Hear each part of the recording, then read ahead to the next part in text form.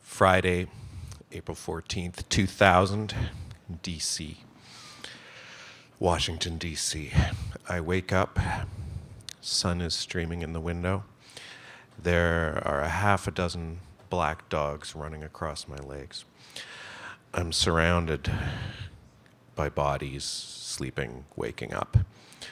There are no walls, there's just the slats. There's no light fixtures, no plumbing, no ceiling. This is a squat that I've found myself in for the night in DC. It was too dark when I came in to notice. Some people gather their stuff and leave. Others have no stuff, so they just get up in their street clothes and head out. And I follow them out onto the street. In the distance, there's the sound of sirens and helicopter blades. And I start to walk across town towards my first stop of the day of the pre-protest gatherings for the 2000 IMF World Bank demos in Washington, D.C. My first stop is one of several churches that I will attend in the following days, to a workshop, a bad workshop. It's on community organizing. The question is posed, why community organizing? Why is it important? And it's important to get your message out. And why is it important for disadvantaged and minority groups to be involved in your community organizing? So they can help you get your message out. So this was not the revolution I was looking for. I walk outside. My affinity group is there meeting about our plans for the weekend. In the wake of the Seattle protests, because this was less than 6 months after Seattle, this was a standard form of protest organizing. You had affinity groups, which were basically groups of friends who stuck together and kept an eye on each other. You had clusters of affinity groups, which generally coalesced around a particular action or function. And then you had spokes council meetings at night and during the protests that people would get together and discuss what they would do next. So meanwhile, we were working things out in our affinity group. There was a map of the area where the World Bank meetings were going on, and a circle of streets around them with each intersection labeled. And we had to decide if we were going to try to defend an intersection, which meant stop anyone from coming in or out of the conference. The group wants to take intersection B, which is actually 2 intersections. I'm non-committal. I head back to the Independent Media Center where the indie media folks are to be working, but to my surprise, they're all clearing their gear out. Apparently, the owner of the space had double booked an art exhibit that was opening that night. So for the rest of the week, we are sharing our space with photographs, full color, close-up photographs of dead birds. It's hideous. Obviously not much for me to do here, so I kill some time at the Lincoln Memorial, walking down these endless stone steps, and to my right is a high school brass band playing Ain't Misbehavin', which I find hilariously ironic at the time. I tarry too long here, though, so I'm late for the Spokes Council meeting, and I get there just in time for the circle dance, because all Spokes Council meetings had to end in a circle dance in the year 2000. Wandering around the various affinity groups, I learned some stuff about flying squads, which are affinity groups that aren't tethered to a particular intersection, that are going from hot spot to hot spot, figuring things out. It's really a elaborate operation, and I still have some questions. about how things will play out, still trying to figure out my role. The people I talk to direct me to this woman in the corner who looks very tired, who is Starhawk. And Starhawk has a frowny friend who wants to argue with me about nonviolence. Uh, so I don't get my information. I just leave. Outside, there are cops, because there are cops everywhere.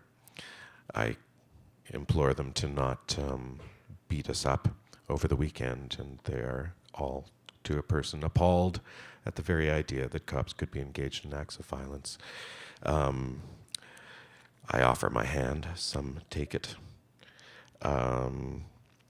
So I head back to the Independent Media Center to crash in a corner on the floor, reading the same book about the making of Heaven's Gate that I read on the freight train down. When I wake up, everyone is gathered around the pile of 8 television sets in the middle of the Independent Media Center, which announced that the Convergence Center has been shut down. Police found a bottle of vinegar with a dish rag and mistook it for Molotov cocktails, so they confiscated all the puppets and stuff. I'm meeting my friend for breakfast at his mom's place. I stash my backpack in his laundry room, and by the end of the day, it will be mistaken for a bomb and confiscated as well, which occasions more hijinks. There's yet another church with yet another workshop, except this church has a wedding going on, so all the freaks have to stand out on the sidewalk while the procession gets to their cars. There are 3 women dressed entirely in red doing some kind of Marxist performance art across the street. The next workshop is also bad. It's a non-violence workshop. It's about how cops are violent, but we're not. So they split half of the group. They split the group in half, and half of us have to play cops and beat up our friends to demonstrate why non-violence is the better option, and everyone's just confused. Then we're on to Saturday evening again, time for another spokes council meeting, and affinity group meeting. It's been a while. It's time for me to decide, am I going to take part in this? The workshops suck. Starhawk's friend is annoying. The rhetoric is vague, but I did come all the way down here, so I decide, yes, I am an arrestable, and I will take part in the blockade. To commemorate, there was a memento of this event, which was a blue bowling ball, which kind of appeared on the lawn next to our meeting, and I was like, this symbolizes my commitment, and so I took the bowling ball home with me. I got everyone to sign it, but we got lost on our way home, and by the time we got back, the bowling ball felt very heavy. We woke up at 4 in the morning. There's one bed for 4 people, so half of us slept on the box spring. We stagger out to the street, wander to the meeting place. My friend Hobo Pat from Winnipeg is there with his guitar, and he sings his protest song, which goes, well, I'll sing you a song, and it won't take long. All police are assholes. And we march towards our intersection from there, and it's a long way away. We had to drive out to get there. We're walking along.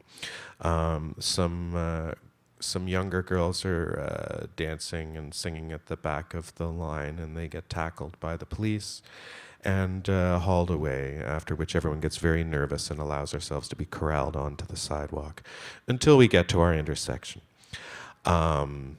We have enough critical mass of bodies to block one crosswalk, but there are 4 crosswalks at an intersection, so we basically spend most of the morning reacting to all stimulus by running from crosswalk to crosswalk.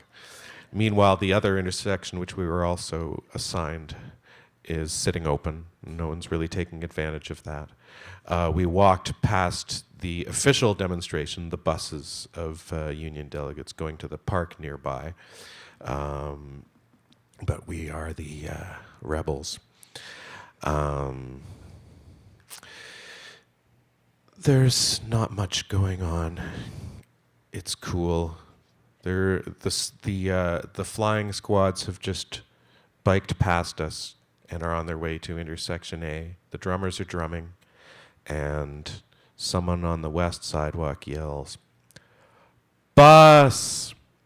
And everyone turns, and there's a bus turning the next corner with a cop car on either side, with cops on foot beside that.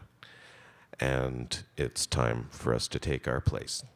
I hesitate for about 2 seconds, and then I am locked arms on the sidewalk, sitting down with this large group of people. My first civil disobedience in not my home country. I risk being arrested, and I realize that I am on the northernmost end of the line, which means that I am directly in the path of the bus coming towards us.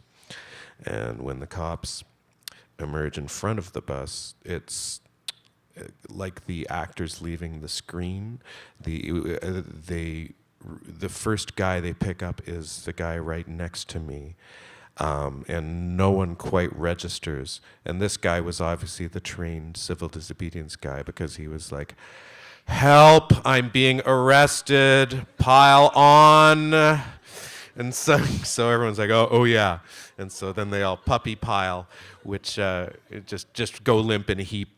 They unarrest him, and then suddenly everyone's screaming and writhing around, and there's suddenly 100 more cops appear from out of nowhere and are dragging everyone away. Suddenly I feel hands on my shoulders, and I'm dragged backwards, and I'm just dropped a couple feet away, which allows me to immediately clamber back, and I find myself sitting directly in front of this bus with the grill in my face. I look up at the driver.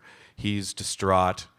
And I am literally all that's stopping this bus from going, because as I look around, I realize that all of the screaming, writhing masses of protesters is about 5 feet to my left, and that I'm in trouble if I continue drawing attention to myself. So with one action, I put my arms out like this and kind of heave back on my heels and just sort of fall on top of the pile of protesters.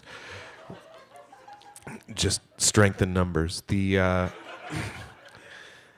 wheel of the bus is in my face, and to my surprise, after a couple more minutes of wriggling and struggling, the wheel starts to turn counterclockwise, and the bus reverses, turns around, goes back the way it came.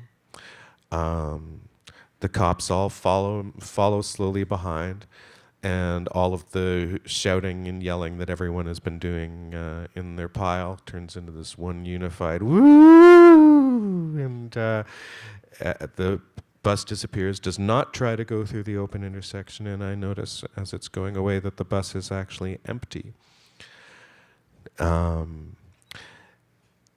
Everyone gets up, hugs, high fives.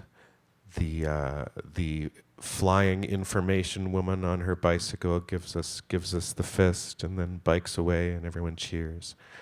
I walk off the street, find a stone garden, sit down, and cry. Thank you.